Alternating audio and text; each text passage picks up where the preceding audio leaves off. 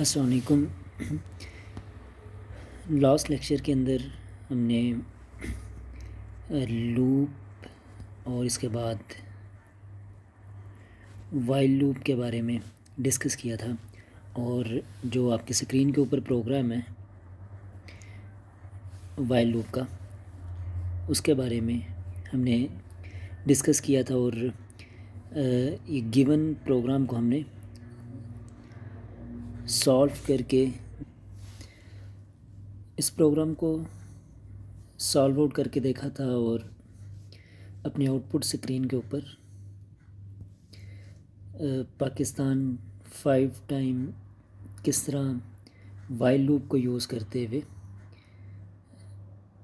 अपने output screen के ऊपर पाकिस्तान को राइट करवाया था। सो क्वेश्चन था कि सर लूप को सीक्वेंस वाइज और रेंज वाइज जो टेबल के थ्रू कोई मैथ का टेबल है उसमें किस तरह हम इसको यूज़ करते हैं। तो इस कॉन्सेप्ट को क्लियर करता जाऊँ। जो लूप है ये आपके पास बेसिकली दो फंक्शंस इसमें परफॉर्म हो रहे होते हैं, एक सीक्वेंस वाइज और एक रेंज वाइज। अब सीक्वेंस वाइज किस तरह, अगर इसी प्रोग्राम को लेके चलें, इसमें आपने कंडीशन देखी थी कि n is less than and equal to 5। ठीक, n is less than equal to 5 कि n के अंदर जो n की वैल्यू 1 से स्टार्ट होके 5 से कम या 5 के बराबर रहे। तो ये आपके पास एक रेंज थी, ठीक, जिसमें 1 से लेके 5 तक या 5 से बराबर रहे और कोई भी चीज़ प्रिंट हो जाए। तो एक जो सीक्वेंस के अंदर प्रिंटिंग, जो तरतीब के अंदर प्रिंट हो रहा था पाकिस्तान, ये आप सीक्वेंस वाइज आ गया। और इसी तरह ही जो एक रेंज थी कि 1 से लेके 5 तक, ठीक, ये आपके पास रेंज में आ गया। तो लूप के जो दो बेनिफिट्स थे, सीक्वेंस वाइज और रेंज वाइज। तो अब आगे हम मूव करते हैं कि एक प्रोग्रामिंग को यूज़ करते हुए हम टेबल किस तरह क्रिएट करेंगे। ठीक, कोई भी टेबल 2 का हो जाए, 4 का हो जाए, 5 का, इवन के कोई भी 10 का, 11 का, कि हम प्रोग्रामिंग को यूज़ करते हुए मैथ्स के जो टेबल हैं उनको हम किस तरह सॉल्व आउट कर सकते हैं। तो एक प्रोग्राम है जिसके अंदर हम ये चीज़ चेक करेंगे कि अब कोई भी टेबल है, मैथ का टेबल, उसे किस तरह राइट करते हैं। सो मूव करते हैं नेक्स्ट टॉपिक की तरफ कि टेबल किस तरह क्रिएट किया जाता है। अब इधर तस्वीर के अंदर, इमेज के अंदर एक प्रोग्राम, ये प्रोग्राम एक बना हुआ है सी लैंग्वेज में, जिसमें हम टेबल क्रिएट करते हैं। अब इसमें सबसे पहले जो फर्स्ट के ऊपर इसमें दो वेरिएबल्स को डिक्लेयर करवाया गया है। ठीक है, एक को नंबर्स नम के नाम से डिक्लेयर करवाया गया है और दूसरे को काउंट के नाम से, और उसको साथ इनिशियलाइज भी करवा दिया गया है 1 में। ठीक है, कि मीन्स डैट के जो काउंट की वैल्यू है वो स्टार्ट जो हो रही है वो 1 से स्टार्ट हो रही है। अब further print F, inter a number और स्कैन एफ। आपको पता है प्रिंट एफ की जो स्टेटमेंट है ये एज इट इज़ आपके आउटपुट स्क्रीन पे यूँ ही लिखी जाएगी। फॉर एग्जांपल ये आपके पास आउटपुट स्क्रीन है और इधर ये इंटर अ नंबर, ये सेम स्टेटमेंट इधर राइट हो जाएगी। स्कैन एफ का फंक्शन किस यूज़ होता है? स्कैन एफ का फंक्शन यूज़ होता है कि हम यूज़र से कोई भी चीज़ इनपुट करवा रहे हैं, तो यहाँ नंबर इनपुट करवा रहे हैं, यहाँ हम कोई भी नंबर लिखेंगे। देन फर्दर प्रिंट एफ की एक और स्टेटमेंट इन्होंने नेक्स्ट के अंदर प्रिंट करवाई है, और इसके अंदर भी नंबर को उसने यूज़र से ले रहा है। एक स्टेटमेंट के अंदर वो प्रिंट एफ का भी काम कर रहा है और साथ जो प्रिंट एफ में जो वैल्यू स्टोर हुई होगी उसको शो करवाएगा।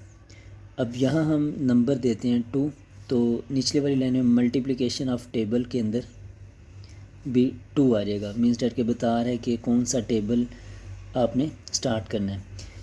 ये नेसेसरी नहीं है ये वाली स्टेटमेंट, लेकिन फिर भी वो यूज़र्स को बताने के लिए कि उसने ये स्टेटमेंट राइट की है। ओरिजिनल जो आपका टेबल है वो स्टार्ट हो रहा है वाइल से। अब वाइल की कंडीशन उन्होंने लगाई है या वाइल कीवर्ड यूज़ किया है। देन उसके बाद count less than and equal to 20। अब इधर यहाँ समझने की बात है कि count less than equal to 20, जिस तरह हमने पाकिस्तान के कीवर्ड में लिखा था कि एक n वेरिएबल डिक्लेयर करवाया था, उसको भी 1 में रखा था। देन हमने n is less than equal to 5 रखा था कि ये वैल्यू इसमें स्टोर होती थी और एक से कम n के अंदर जो भी वैल्यू उससे कम या बराबर रहे 5 के, उतनी देर तक आपकी जो लूप है वो सर्कुलेट करती रहेगी। सो सेम यही प्रोसीजर उन्होंने इधर भी किया हुआ है कि count is less than equal to 10, कि जो काउंट के अंदर जो वैल्यू 1 से स्टार्ट हो, ठीक, वो लेस देन रहे और इक्वल टू रहे 10 के। ये बार बार आके कंडीशन चेक करेगा। कंडीशन जो एक है वो छोटा 10 से कंडीशन ट्रू है। और इन्होंने 10 की वैल्यू क्यों लगाई है, या 10 की जो इधर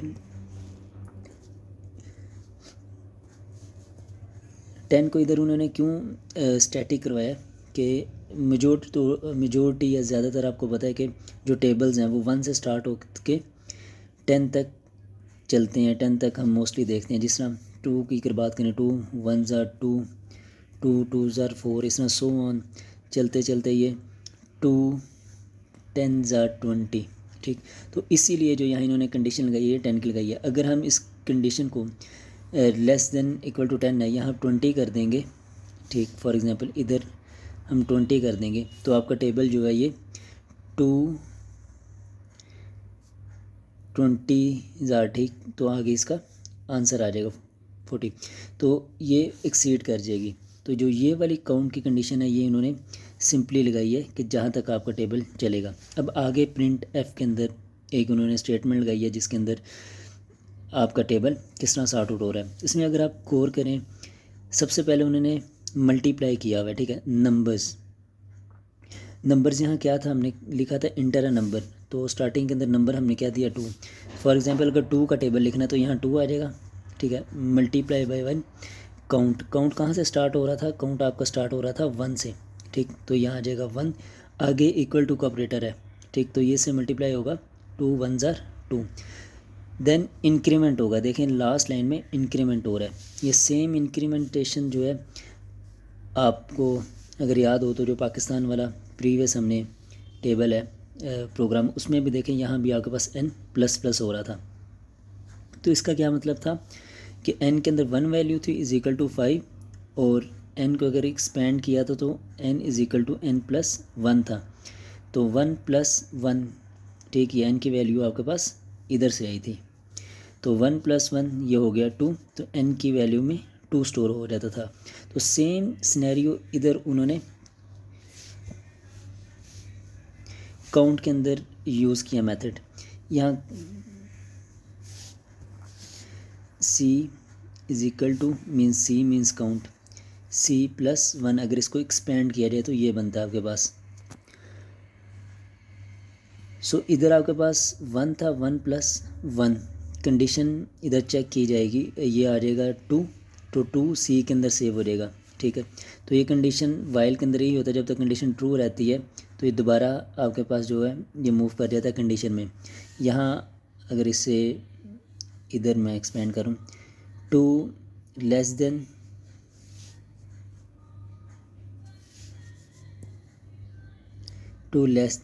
इक्वल टू 10, तो कंडीशन ट्रू है। तो इसी तरह ही बार बार इंक्रीमेंट हो रहा है। आपने प्रीवियस प्रोग्राम में इसको लास्ट वीडियो में देखा हुआ है। तो ये इसी तरह इंक्रीमेंट हो रहा है। जैसे यहाँ आएगा 10 इक्वल टू 10 इस कंडीशन में, तो ये चेक करेगा ये कंडीशन ट्रू है, यस कंडीशन ट्रू है, 10 के बराबर है। तो ये लास्ट टाइम आपके पास यूँ आएगा 2 × 10 इज़ इक्वल टू 20, इसमें से आपके पास आ जाएगी। और देन एक दफ़ा दोबारा इंक्रीमेंट होगा, ये लास्ट इंक्रीमेंट मैं कर रहा हूँ इधर, लास्ट इंक्रीमेंट जो इधर हो रहा है वो आपके पास आ रहा है।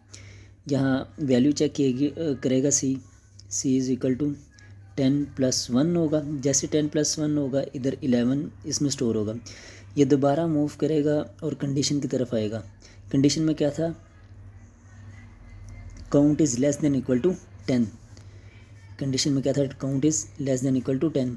तो यहाँ 11 आएगा, 11 is less than equal to 10। Condition यहाँ दोबारा चेक करेगा ट्रू है या फॉल्स है। तो यहाँ कंडीशन आपके पास फॉल्स होगी। हमने वाइल लूप का पढ़ा है, जैसे ही कंडीशन आपके पास फॉल्स आए तो आपका वाइल लूप से ये जो प्रोग्राम है वो एग्ज़िट कर जाता है और प्रोग्राम आपका टर्मिनेट कर जाता है। तो ये था आपके पास के कोई भी टेबल, ठीक है, वाइल लूप को यूज़ करते हुए कोई भी टेबल किस तरह राइट करते हैं।